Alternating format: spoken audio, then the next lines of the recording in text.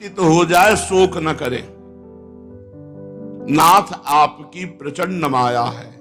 नाथ जीव तव माया मोहा, सो निस्तरी तुम्हारी छोहा। आज हम बहुत गंदे हैं, लेकिन हमारे प्रभु की जिस दिन नजर हुई उस दिन हम परम स्वच्छ, परम पवित्र, स्वयं पवित्र और दूसरों को पवित्र करने वाले बन जाएंगे। तो यही विक्षेप बनता है।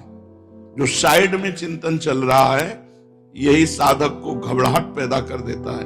मोक्ष मूलम गुरु कृपा, गुरु कृपा ही केवलम। गुरुदेव की कृपा से ही परमार्थ की पुष्टता होती है, देहाभिमान का नाश और भजन में प्रीति।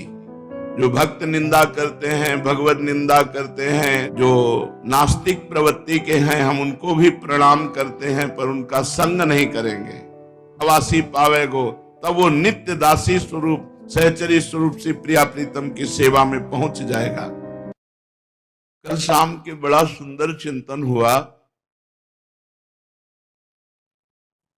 जब हम भजन करते हैं तो आप देखिए, मन के ठीक भजन के बराबर ही विषय चिंतन की एक रील चलती रहती है।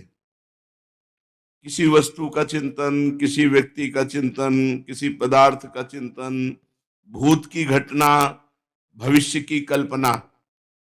बहुत ध्यान देकर सुनिए, बड़ा काम का विषय है ये, परमार्थ के पथिक के लिए बहुत लाभदायक है। ये कभी कभी भगवान स्फुरित करते हैं, वो संतों के पास जाकर यही अनुभव हम सुनते हैं उनके, जिन अनुभवों से हम अपने अंतःकरण के विषय को काट सकते हैं। जब हम भजन करते हैं, जो अच्छे भजनानंदी साधक हैं वो इस बात को समझेंगे कि बराबर एक रील चलती है मन की, या तो भूत की बात लेकर, जो बीती हुई बात है उसको लेकर, या भविष्य की बात लेकर कल्पना करके, भयावह, सुखद, दुखद, और कुछ व्यर्थ की बातें जिनका भूत भविष्य से कोई संबंध नहीं, केवल मन फेंक रहा है। ये जब तक रील चलती रहेगी तब तक वो भगवदाकार वृत्ति नहीं होगी। जब तक ये रील चलती रहे तब तक भजन बढ़ाते चले जाओ, और जहां ये रील खत्म हुई जो बराबर चल रही, फिर भगवदानंद की स्फूर्ति होने लगती है। एक अद्भुत आनंद, जिस आनंद की समानता में परमेष्ठी पद ब्रह्मा का नहीं है, देवराज इंद्र को वो सुख नहीं है, सार्वभौम सम्राट को भी वो सुख नहीं है, योग सिद्धियों में वो सुख नहीं है जो भगवदानंद में है। वो भगवदानंद की जो रसमयी अनुभूति है, वो एक रस वृत्ति में जागृत होती है, और वो वृत्ति तभी जागृत होगी जब अनंत जन्मों की दुर्वासनाएं, सद्वासनाएं सब मिट जाएंगी। कोई रील ही नहीं है, साइड में कोई चिंतन ही नहीं है, केवल जो हम मंत्र चिंतन कर रहे हैं, नाम चिंतन कर रहे हैं, बस वही है। ऐसा एक दो सेकंड होना भी कठिन है। बहुत ध्यान से अंतर्मुखी जो साधक है वो पकड़ पाएंगे। एक दो सेकंड की बात कह रहा हूं, मिनट की नहीं, जिसमें आप केवल मंत्र में डूबे हैं। न शरीर की स्मृति है, न किसी वस्तु, व्यक्ति, स्थान की स्मृति है, न भूत भविष्य की स्मृति है, केवल मंत्राकार वृत्ति। और अभ्यास जब किया जाता है तो यही विक्षेप बनता है। जो साइड में चिंतन चल रहा है, यही साधक को घबराहट पैदा कर देता है। कब तक चलेगा? कभी काम का चिंतन, कभी क्रोध का चिंतन, कभी द्वेष का चिंतन, कभी राग का चिंतन, कभी हर्ष का, कभी शोक का। ये द्वंद्व उसको विचलित करते हैं, पर साधक को विचलित नहीं होना। धैर्य पूर्वक नाम को पकड़े रहना है। तो ये सब जैसे तुम्हारा नाम चल रहा है, ऐसे ये विषय चिंतन नानात्व का चलेगा। कब तक? जब तक पूर्णतया हृदय निर्मल नहीं हो जाएगा तब तक। हो सकता है 50 वर्ष लग जाए, हो सकता है 5 महीने में कर लो, ये आपके ऊपर है। कितना नाम जप करते हो कि आपका संपूर्ण साइड चिंतन डिलीट हो जाए, केवल एक चिंतन रह जाए। भगवदाकार वृत्ति उसे ही कहते हैं। मंत्राकार वृत्ति उसे ही कहते हैं, ब्रह्माकार वृत्ति उसे ही कहते हैं। जब तक ये ब्रह्माकार वृत्ति, भगवदाकार वृत्ति, मंत्राकार वृत्ति नहीं जागृत होती, तब तक उपासक को क्लेश है, संघर्ष है, एक लड़ाई है, एक युद्ध है, इसे लड़ना पड़ेगा, हारना नहीं है।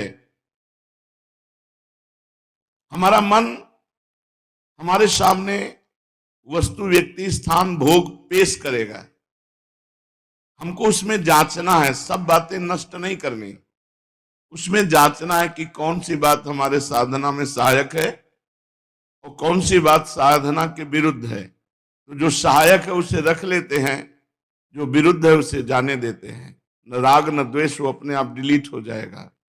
अंतःकरण पूरा निर्मल करना है। निर्मल अंतःकरण का क्या स्वरूप है? प्रभु के सिवा और कुछ स्मृति ना रह जाना, अपने इष्ट के सिवा और कुछ याद ना आना, यह है संपूर्ण अंतःकरण की पवित्र स्थिति। चलते फिरते, उठते बैठते, खाते पीते, सोते जागते, केवल एक प्रभु का स्मरण। ये वृत्ति कैसे आएगी?